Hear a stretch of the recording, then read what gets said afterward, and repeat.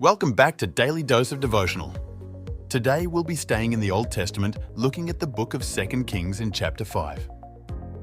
In the ancient land of Israel, during a time when miraculous events were not uncommon, a captivating story unfolded, the tale of Naaman's healing.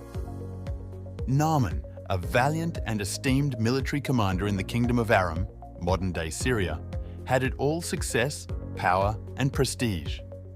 However, he carried a burden that no amount of wealth or influence could lift. He was afflicted with a dreaded disease, leprosy, which is a debilitating skin disease. This ailment was not only physically agonizing, but also socially isolating. Naaman was desperate for a cure. Now, this was a time when the kingdoms of Israel and Aram were not at peace, but an extraordinary twist of fate was about to change Naaman's life forever. He had a servant, a young Israelite girl who had been captured and taken to serve in his household. She knew of a prophet in her homeland, Elisha, who possessed the power to heal her master's affliction. Though he was a foreigner, Naaman was willing to travel to this foreign land in search of healing. He gathered a vast treasure of silver, gold, and fine clothing, preparing to offer it as a gift to the prophet.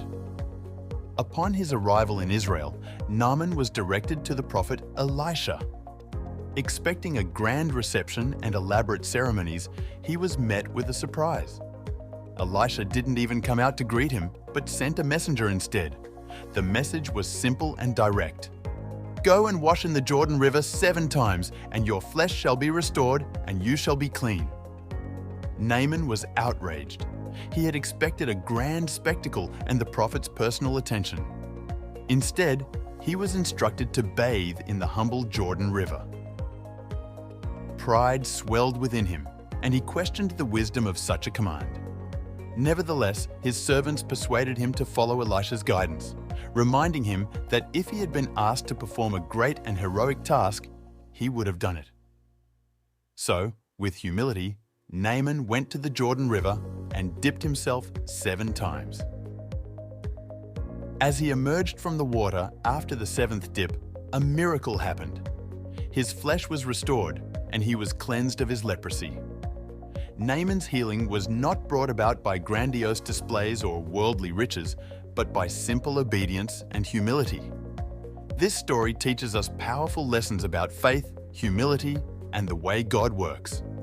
It reminds us that sometimes the most profound transformations come not through elaborate rituals or grand gestures, but through a willingness to follow divine guidance with a humble heart.